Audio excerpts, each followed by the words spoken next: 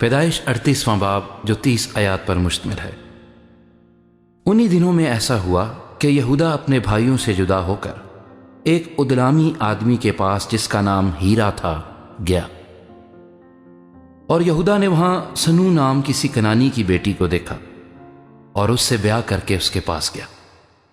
وہ حاملہ ہوئی اور اس کے ایک بیٹا ہوا جس کا نام اس نے ایر رکھا، اور وہ پھر حاملہ ہوئی اور ایک بیٹا ہوا اور اس کا نام اونان رکھا۔ پھر اس کے ایک اور بیٹا ہوا اور اس کا نام سیلا رکھا۔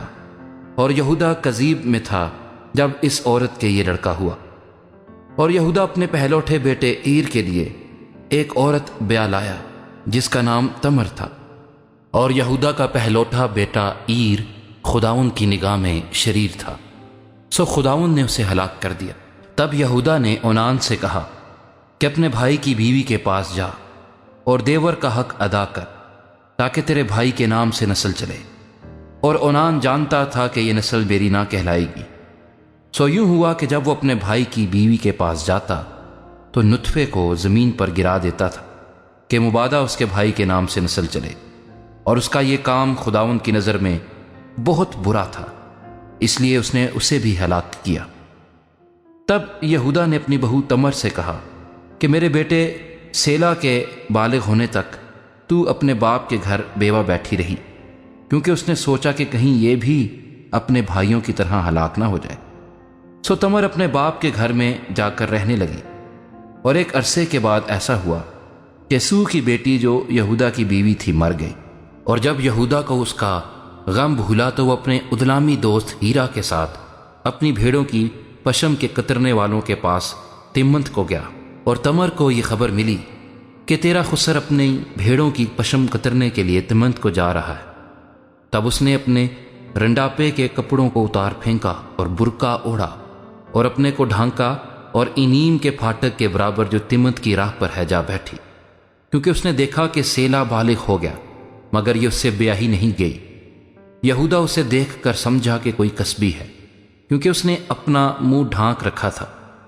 سو وہ راستے سے اس کی طرف کو پھرا اور اس سے کہنے لگا کہ ذرا مجھے اپنے ساتھ مباشرت کر لینے دے، کیونکہ اسے بالکل نہیں معلوم تھا کہ وہ اس کی بہو ہے۔ اس نے کہا تو مجھے کیا دے گا تاکہ میرے ساتھ مباشرت کرے؟ اس نے کہا میں ریوڑ میں سے بکری کا ایک بچہ تجھے بھیج دوں گا۔ اس نے کہا کہ اس کے بھیجنے تک تو میرے پاس کچھ رہن کر دے گا؟ اس نے کہا تجھے رہن کیا دوں؟ اس نے کہا اپنی مہر اور اپنا بازو بند اور اپنی لاٹھی جو تیرے ہاتھ میں ہے۔ اس نے یہ چیزیں اسے دیں اور اس کے ساتھ مباشرت کی، اور وہ اس سے حاملہ ہو گئی۔ پھر وہ اٹھ کر چلی گئی اور برقع اتار کر رنڈاپے کا جوڑا پہن لیا۔ اور یہودا نے اپنے ادلامی دوست کے ہاتھ بکری کا بچہ بھیجا تاکہ اس عورت کے پاس سے اپنا رہن واپس منگائے، پر وہ عورت اسے نہ ملی۔ تب اس نے اس جگہ کے لوگوں سے پوچھا کہ وہ کسبی جو اینیم میں راستے کے برابر بیٹھی تھی کہاں ہے؟ انہوں نے کہا یہاں کوئی کسبی نہ تھی۔ تب اس نے یہودا کے پاس لوٹ کر اسے بتایا کہ وہ مجھے نہیں ملی، اور وہاں کے لوگ بھی کہتے تھے کہ وہاں کوئی کسبی نہیں تھی۔ یہودا نے کہا خیر، اس رہن کو وہی رکھے، ہم تو بدنام نہ ہوں۔ میں نے تو بکری کا بچہ بھیجا پر وہ تجھے نہیں ملی۔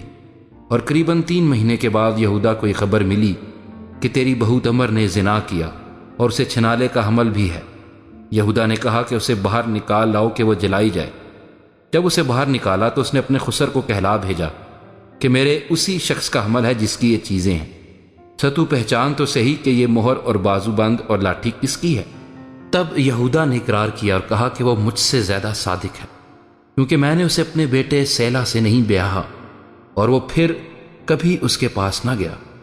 اور اس کے وضع حمل کے وقت معلوم ہوا کہ اس کے پیٹ میں توام ہے، اور جب وہ جننے لگی تو ایک بچے کا ہاتھ باہر آیا، اور دائی نے پکڑ کر اس کے ہاتھ میں لال ڈورا باندھ دیا اور کہنے لگی کہ یہ پہلے پیدا ہوا۔